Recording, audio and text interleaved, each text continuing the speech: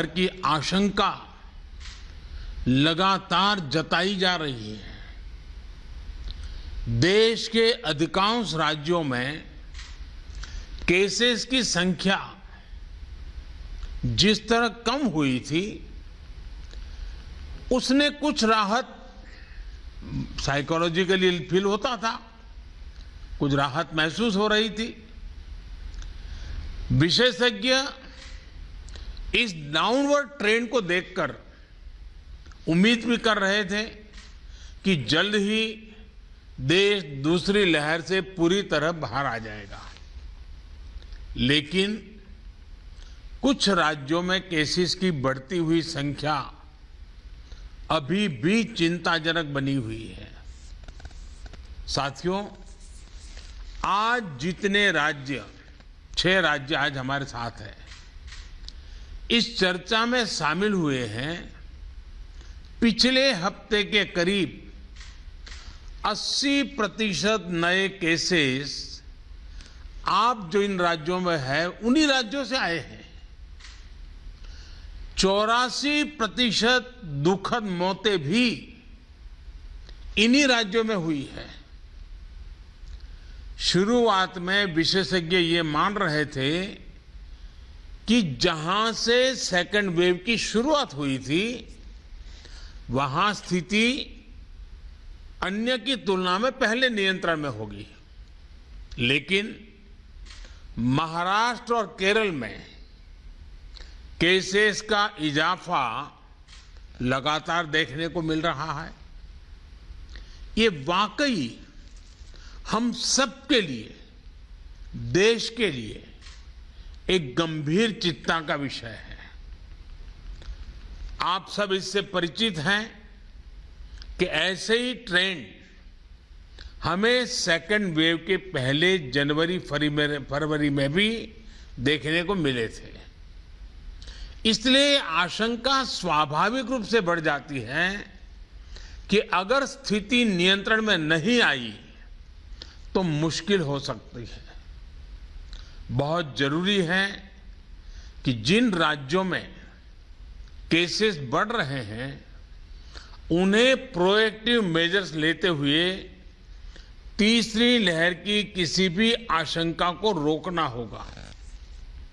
साथियों, एक्सपर्ट्स बताते हैं कि लंबे समय तक लगातार केसेस बढ़ने से कोरोना के वायरस में म्यूटेशन की आशंका बढ़ जाती है। नए नए वेरिएंट्स का खतरा बढ़ जाता है। इसलिए तीसरी लहर को रोकने के लिए कोरोना के खिलाफ प्रभावी कदम उठाया जाना नितांत आवश्यक है। इस दिशा में स्ट्रैटेजी वही है जो आप अपने राज्यों में अपना चुके हैं, पूरे देश ने उसको लागू किया हुआ है और उसका एक अनुभव भी हमें है, जो आपके लिए भी टेस्टेड एंड प्रूवन मेथड है। टेस्ट, ट्रैक और ट्रीट, और अब टीका। टेस्ट, ट्रैक, ट्रीट एंड टीका, इसी वैक्सीन की हमारी रणनीति फोकस करते हुए हमें आगे बढ़ना है। माइक्रो कंटेनमेंट जोन्स पर हमें विशेष ध्यान देना होगा। जिन जिलों में पॉजिटिविटी रेट ज्यादा है, जहां से नंबर ऑफ केसेस ज्यादा आ रहे हैं, वहां उतना ही ज्यादा फोकस भी होना चाहिए। अभी जब मैं नॉर्थ ईस्ट के साथियों से बात कर रहा था तो एक बात उभर करके आई कि कुछ राज्यों ने लॉकडाउन ही नहीं किया, लेकिन माइक्रो कंटेनमेंट जोन पर बहुत बल दिया और उसके कारण वो स्थिति को संभाल पाए। टेस्टिंग में भी ऐसे जिलों पर विशेष ध्यान देते हुए पूरे प्रदेश में टेस्टिंग को ज्यादा से ज्यादा बढ़ाया जाना चाहिए। जिन जिलों में, जिन इलाकों में संक्रमण ज्यादा है, वहां वैक्सीन भी हमारे लिए एक स्ट्रैटेजिक टूल है।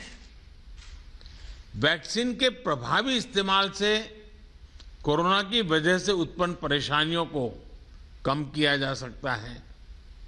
कई राज्य इस समय हमें जो विंडो मिली है उसका इस्तेमाल अपनी आरटी-पीसीआर टेस्टिंग कैपेसिटी बढ़ाने में भी कर रहे हैं।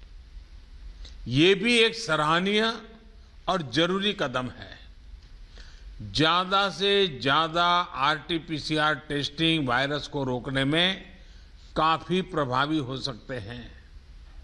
साथियों, देश के सभी राज्यों को नए आईसीयू बेड्स बनाने, टेस्टिंग क्षमता बढ़ाने और दूसरी सभी जरूरतों के लिए फंड उपलब्ध करवाया जा रहा है। केंद्र सरकार ने हाल ही में 23,000 करोड़ 23,000 करोड़ रुपए से ज्यादा का इमरजेंसी कोविड रिस्पांस पैकेज भी जारी किया है। मैं चाहूंगा कि इस बजट का उपयोग हेल्थ इंफ्रास्ट्रक्चर को और मजबूत करने के लिए हो। जो भी इंफ्रास्ट्रक्चरल गैप्स राज्यों में हैं, उन्हें तेजी से भरा जाए। खास तौर पर ग्रामीण इलाकों, रूरल एरियाज, उस पर हमें ज्यादा मेहनत करने की जरूरत है। इसके साथ ही सभी राज्यों में आईटी सिस्टम्स, कंट्रोल रूम्स और कॉल सेंटर्स का नेटवर्क मजबूत करना भी उतना ही जरूरी है। इससे रिसोर्सेज के डेटा, उसकी जानकारी पारदर्शी तरीके से नागरिकों को मिल पाती है।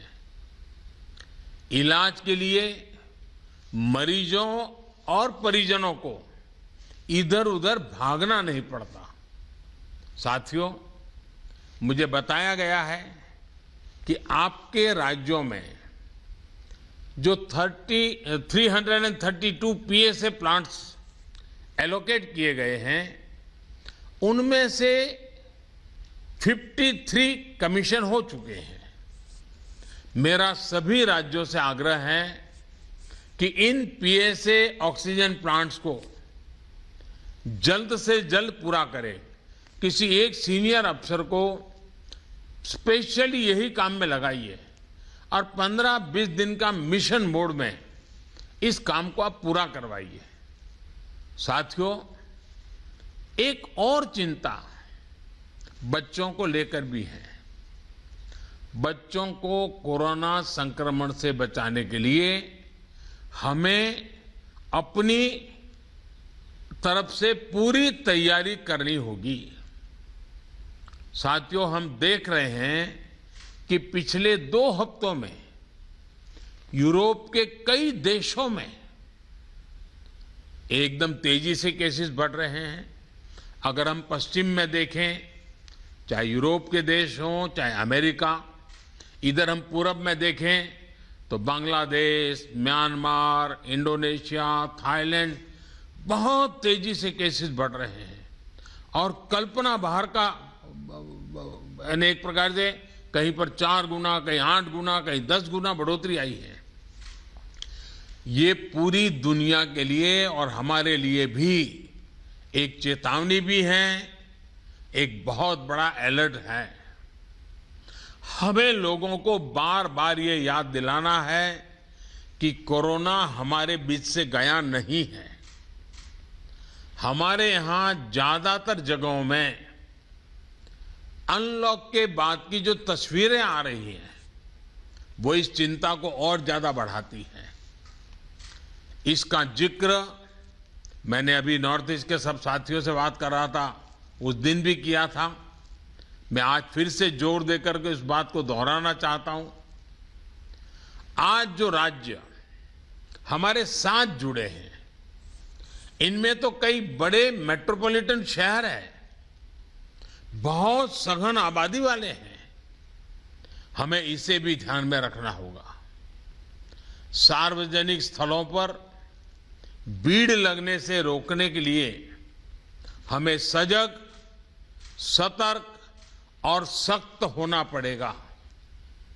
सरकार के साथ साथ अन्य राजनीतिक दलों, सामाजिक संगठनों और एनजीओज को, सिविल सोसाइटी को साथ लेकर हमें लगातार लोगों को जागरूक करते रहना है।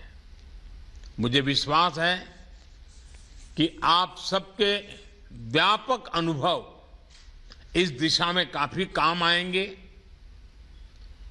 आप सबने इस महत्वपूर्ण बैठक के लिए समय निकाला, इसके लिए आपका बहुत बहुत धन्यवाद। और जैसे आप सभी आदरणीय मुख्यमंत्री जी ने उल्लेख किया, मैं हर पल अवेलेबल हूं, हमारा संपर्क बना रहता है। आगे भी मैं हमेशा अवेलेबल रहूंगा ताकि हम सब मिलकर के इस संकट से मानव जात को बचाने के इस अभियान में अपने अपने राज्यों को भी हम बचा सकें। मेरी आप सबको बहुत